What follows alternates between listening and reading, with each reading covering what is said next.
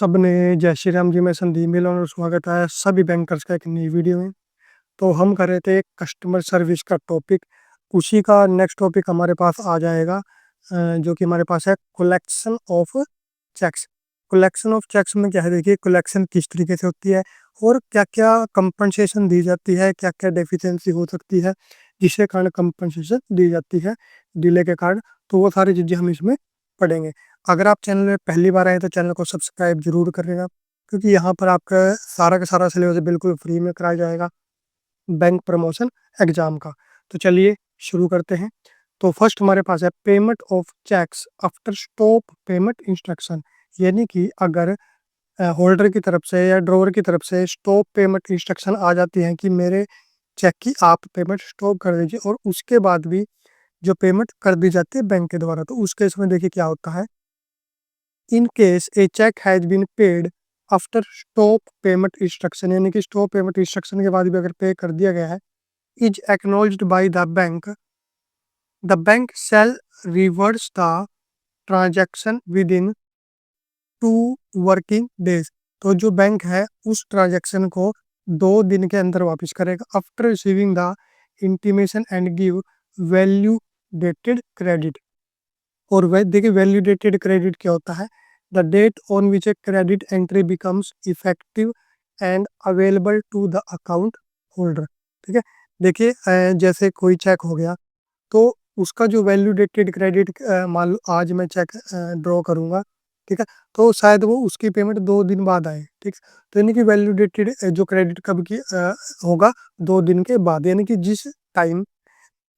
जो वैल्यू है वो क्रेडिट हो जाती है अकाउंट होल्डर के अकाउंट के अंदर, वो बोलते हैं, उसे बोलते हैं वैल्यू डेटेड क्रेडिट, यानी कि वो डेट जिसमें क्रेडिट हुई है। ठीक है, तो इसमें हमने क्या पढ़ा कि अगर स्टॉप इंस्ट्रक्शन आ गई है, पेमेंट स्टॉप की इंस्ट्रक्शन आ गई है, फिर भी अगर पेमेंट कर दी जाती है, तो जो बैंक है 2 दिन के अंदर वो ट्रांजेक्शन रिवर्स करेगा। ठीक है,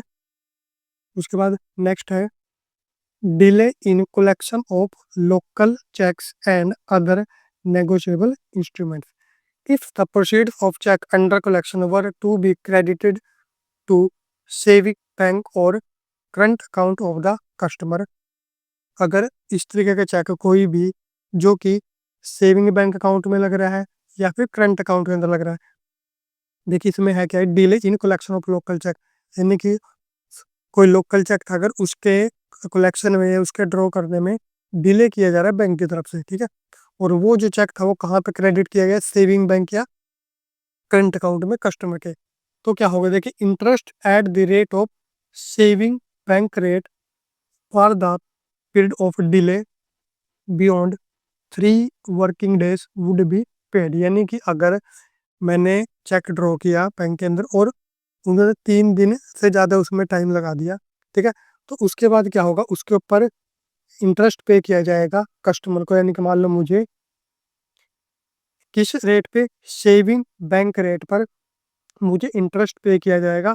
कितने दिन के बाद, 3 दिन के बाद। अगर 3 दिन के बाद जितना भी डील होता है तो सेविंग बैंक रेट पे इंटरेस्ट पे किया जाएगा। और ये किस केस में, ये है सेविंग बैंक और करंट अकाउंट के केस में। दूसरा केस क्या है, देखिए if the proceeds of cheque under collection were to be credited to overdraft और लोन अकाउंट, अगर ओवरड्राफ्ट या लोन अकाउंट के अंदर क्रेडिट किया गया है तो क्या होगा, देखिए interest will be paid at the rate of applicable to the overdraft और loan account beyond 3 working days, यानी कि अगर वो ओवरड्राफ्ट या फिर लोन अकाउंट के अंदर जो क्रेडिट किया गया है,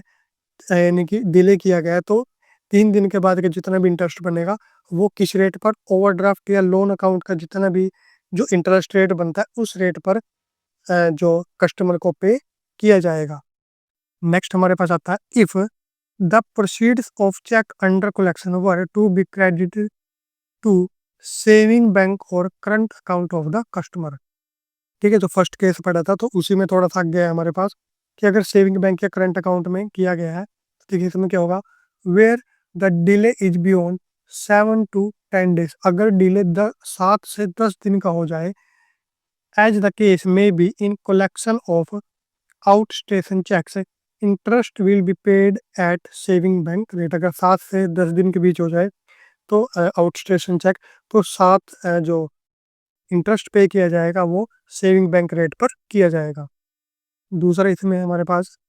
where the delay is beyond 14 days but up to 90 days, यानी कि अगर डिले है 14 से 90 दिन के बीच होता है तो interest will be paid at the rate applicable to term deposit. तो टर्म डिपॉजिट के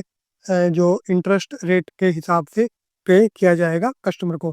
फॉर द कोरस्पॉन्डिंग पीरियड और saving bank rate whichever is higher. ठीक है, दोनों है इसमें, यानी कि सेविंग बैंक रेट या फिर टर्म डिपॉजिट, इन दोनों में से